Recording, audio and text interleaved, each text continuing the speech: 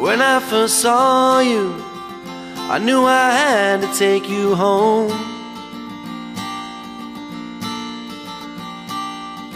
My friends, they argued I couldn't raise you on my own.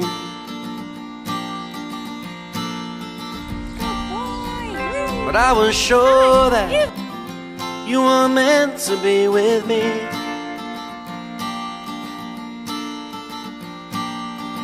You were my angel, sent from above to set me free.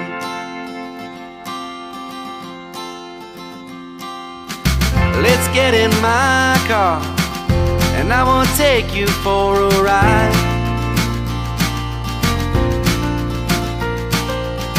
Go to the bar and greet all the customers inside.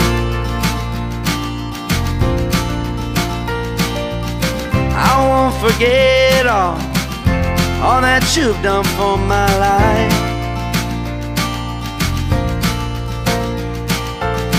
My only hope is you're up there chasing butterflies.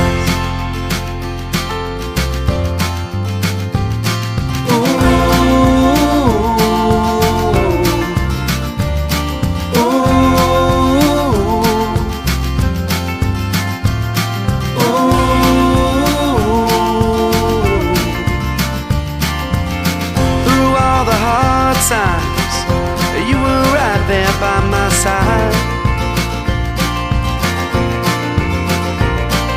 And when I needed answers, well, I just looked into your eyes.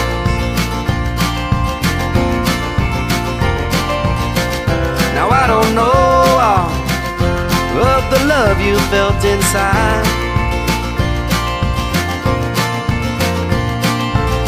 My only hope is you're up there chasing butterflies.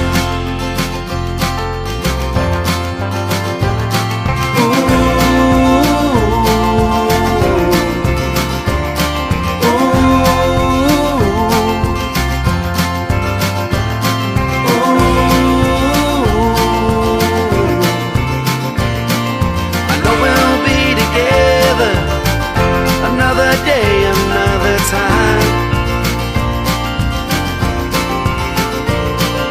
But until then, just keep on chasing butterflies. But until then, just keep on chasing butterflies.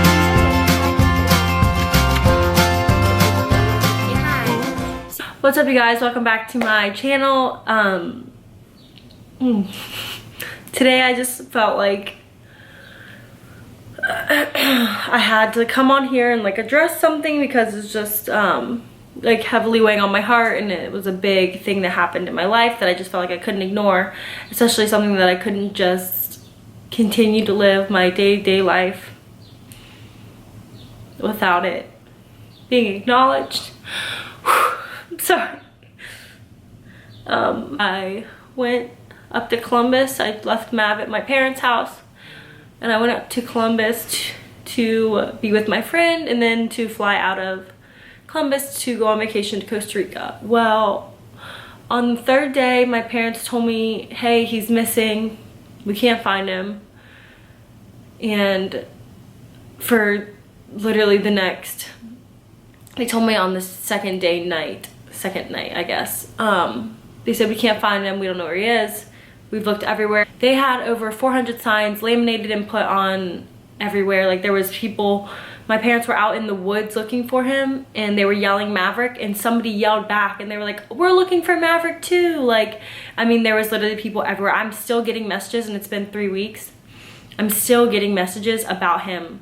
Like, hey, did you find him yet? Or hey, like, still thinking of you? Or hey, like, some people like are still looking for him. And like, there was $1,000 reward, but I don't think at the end of the day people are gonna be out in the wood. Like, I know $1,000 is a lot of money, but people were taking hours out of their day to look for him. I mean, hours and hours, and people weren't just going out and like looking for him and then being like, oh crap, can't find him, like, guess I won't get the money. People were like going out and looking for him, and then like messaging us, and then messaging other people, and they would go out the next day, and like it was crazy how many people, it's just crazy how many good people are in the world. Like, I know the world is so hard to, I know it's so easy to like look at the world as like an evil place and like the things that happen and stuff, but I mean, I probably like 1,000 people had reached out to me, and there was thousands of people looking at. My parents walked into Lowe's and they were like, oh my god, like, did you find your dog? Like, everybody knew, like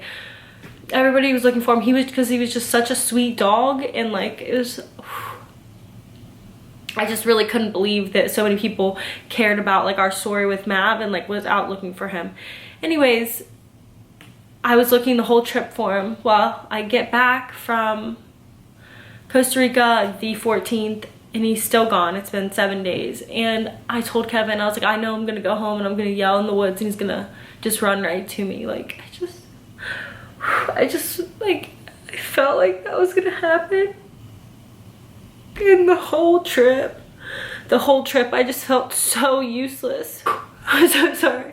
I just felt like so horrible and helpless, and I just wanted to go home the whole trip, honestly. And I just, because Mav was my best friend. Like, I got Maverick because I had anxiety and depression in college, and I didn't know how to process that, and I'd always wanted a dog, and I took so much money out of my savings to get him, and everybody was so pissed in my family. They were like, you shouldn't have gotten him, like, don't get him, and then they met him and they were like, he's amazing. And he was. And well, fast forward, I move into this apartment, Kevin's here, then Kevin goes and plays baseball in Michigan, so then it's just myself in this apartment with Mav, and we spent every single day together, every hour of every day. Like, if I went somewhere, he got in the car, he would sleep with me until I fell asleep, and he doesn't like beds because he was used to sleeping on like the hard floor when he was a puppy from the puppy mill and stuff, and being in the kennel there, he was just used to sleeping on hard surfaces, so like he never liked dog beds. He didn't like my bed, but he would cuddle me every night until I fell asleep, and then he would go to the floor. He just was such a good dog. Like, we would jog and walk everywhere together, and like is honestly like my best friend. And some people are like, oh, it's just a dog, like I know he means a lot, but you'll find another one. And like, I don't think people like can fully understand that like I literally was with this dog every single hour of the day. This was like my companion. Like, Kevin wasn't here, like, or isn't here, like he's playing baseball, and that's why I got Mav. I was like, I don't want to be lonely, like when you're gone, like if we're gonna have this relationship, like I'm gonna get a dog for anxiety and depression, and I'm gonna get him because I don't want to be by myself. And it's just, oh my god. So that was just like a little back story on why I got Mav. And so I got home from Costa Rica, and I texted Kevin. I said, I'm gonna go up in the woods, I'm gonna find him. Well, I got in the car, and my parents had told me that they went and got my car from Columbus for me, and I just thought like, oh, like they were just being nice, and they just wanted me to come home and like just worry about finding Mav, like not worry about having to go up and get my car. So I got home and I started to cry, like as soon as I told my parents, because I had held it in all day. I cried every single day. I'd go in my room and cry in Costa Rica, and I finally got off the plane and I saw my parents, and I just started to cry because I was just like happy to see them, and like I just needed to feel home, you know, at that time. Everybody thought he was lost, so I was like, someone's gonna find him, or I was just praying somebody good had him. Like some nice family who, like, I don't know, didn't have Facebook or something kept him, or like some older lady or some older man who didn't have Facebook that was lonely found him, and like Mav would just live with them. Like, I was just praying he didn't get like stolen. 3 days before I got home, they found him, but they couldn't tell me where I was in Costa Rica because I would have wanted to get the hell out of there, and I saved up a ton of money to go, so like I don't think they wanted me to waste it, and they didn't want to tell me not face to face. So I just wanted to share with you guys what happened, because I do want to get another dog. I don't think he would want me to be I think he would want me to rescue another dog, and I don't think he'd want me to be lonely, but I know he was there for me when I was in my lowest point of my life. When I got him, I was depressed, anxious, I didn't know what I was doing, like, and he just like brought me out of that black hole. He made me have responsibility, and he made me like just be a better person all around. I was more patient after I had him. I was more mature after I had him. I had more responsibility after I had him. So I know he was there for when he was supposed to be there, and I gave him the best life that I could, and I know he was such a happy dog and everybody loved him so much, and knowing that makes it a little easier. But not a day goes by where I do not miss him, and I just feel lonely, and I can't even stay in my apartment. I'm just here cleaning. I just came here to get away from the house for a little. I just wish I never would have left. You know, I know everything happens for a reason, but it just sucks. And I'm sorry if anybody has lost any pets. My thoughts and prayers and my heart goes out to you and your lost pets.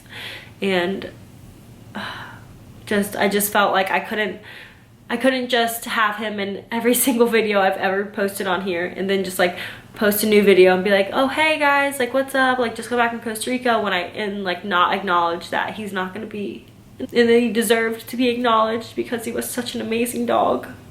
So that is it.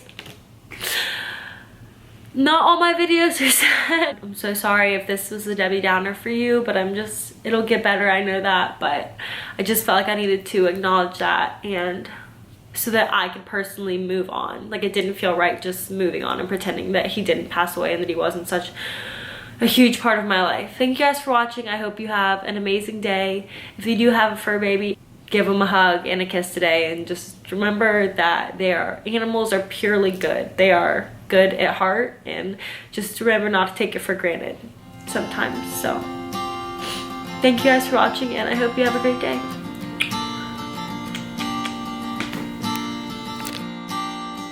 When I first saw you, I knew I had to take you home.